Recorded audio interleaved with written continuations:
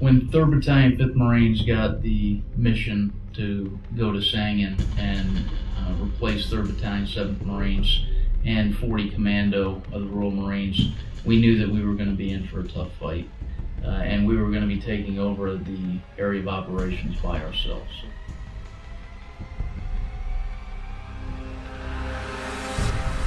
The mission that we were given from 1st Marine Division Forward was to conduct full-scale counterinsurgency operations in Sangin District in order to expand governance, security, and economic development. The expectations coming in were that this was going to be a tough fight. The British had been here for 4 years. They had suffered over 106 dead here in Sangin District. So, like I said, we knew that this was going to be a tough fight. Patrol bases, forward operating bases were essentially ringed by white Taliban flags all the way into 100 or 200 meters within our positions. Some positions would receive fire regularly, several times a day. As soon as you left the front gate or left the ECP, you would start taking incoming, and Marines would literally have to run out of the way of that fire to get to a covered and concealed position. The challenge that we had that makes it a little bit more unique from some of the other areas in Helmand Province is that this ground had been fought over for 4 years. And what that enabled the enemy to do was to figure out what ISAF's tactics were, figure out where ISAF was going to put their forces on the battlefield, and then use their primary weapon, which was small arms and the improvised explosive device, to try and restrict ISAF freedom of movement as much as possible. Because what the insurgent really wanted to do, what the Taliban wanted to do, is to pin or fix coalition forces into their patrol bases, not allow them to maneuver or move outside of those patrol bases, and then the Taliban would be able to do whatever they wanted in the rest of the AO. And that's essentially the position or the situation that we walked into in September of 2010.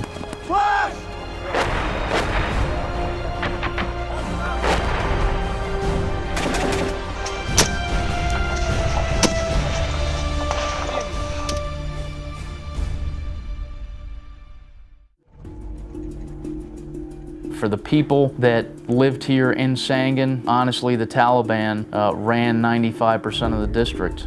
When we started pushing out into the battle space from our patrol bases, we met heavy resistance. Not only did we start running into the IED belts that the enemy had used or employed over the last 4 years, but we ran into squad and sometimes platoon minus size insurgent elements that would swarm as the Marines moved dismounted across the battlefield, and they would move into positions to ambush us.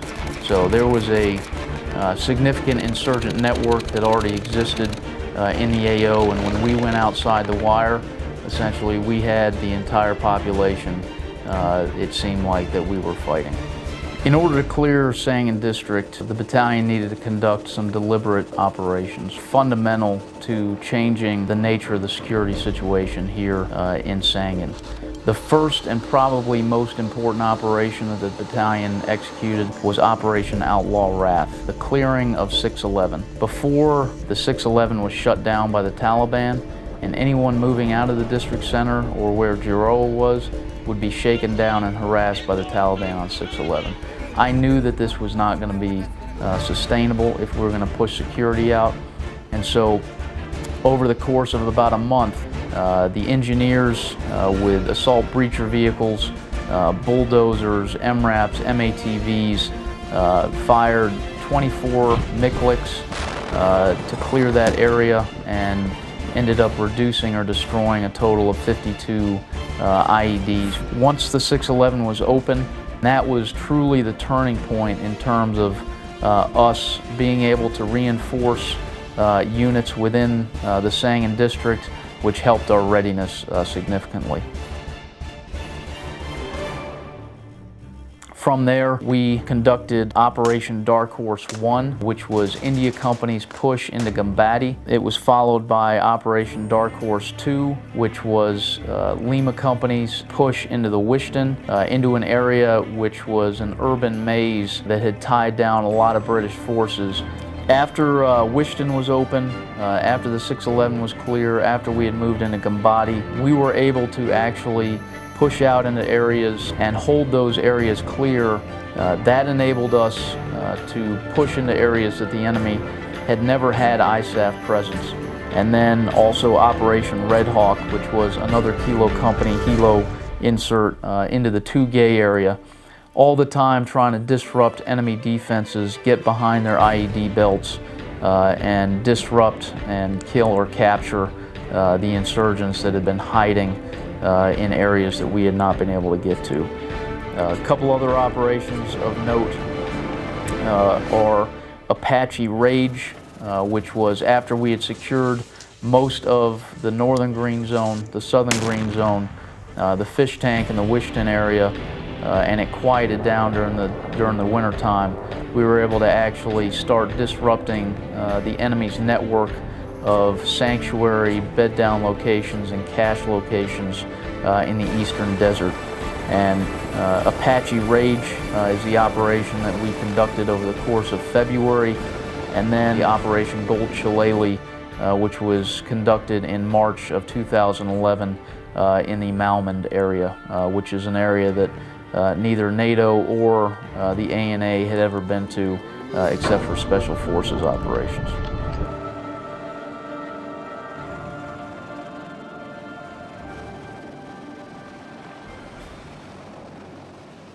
After 3-5 completed its campaign in Sangin, there was no place that we couldn't touch.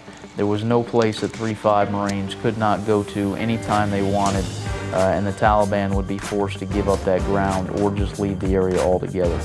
The result of this was an expansion of the government, because now provincial government, which was responsible for providing resources and people to expand Jaroa in Sangin, felt confident that the security situation had improved enough that they could send people up to Sangin, and those people would actually stay and do their job and not have to worry about being killed. The kids were back in school for the most part. That started probably in early January 2011. People felt confident enough in the security situation that they were willing to start sending their kids back to school. That was a very positive sign. The governor started getting out, expanding his governance and expanding his outreach to the people and explaining to them what the government's positions were and what the government had to offer. The police were expanded to over 300 officers. The ANA were very, very confident and were more than willing to take the lead on patrols and to go out and even do independent operations at the company minus level. And sometime in the mid to late January timeframe, ANCOP, Kandak arrived in Sangin and moved into the fish tank and Wishton areas. The increase in the ANSIF and in their capability and confidence had a dramatic effect on security in Sangin. That Afghan to Afghan relationship between the local nationals and their ANSIF countrymen really started facilitating that. At that point, we pretty much had the population on our side, and now the Taliban were the outsiders, not the Marines. The benefit of 3-5's campaign to clear Sangin is that the people of Sangin no longer had to live under Taliban rule and Taliban subjugation. And they were able to live their lives relatively freely. They were able to send their kids back to school. And by the end of our tour, there were probably over 1,000 shops in the bazaar, open, doing business, new signs on stores every day, and an economy that was just going gangbusters because people felt good about the direction that Sangin District was going.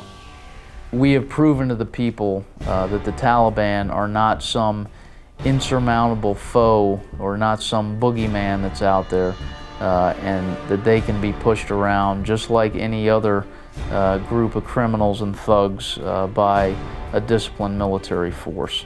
And the Marines have proven to the Afghan people that we are their friends, that they can trust us. We have proven to the Afghan National Security Forces that we will stand beside them and fight with them and support them in their attempts to retake their country.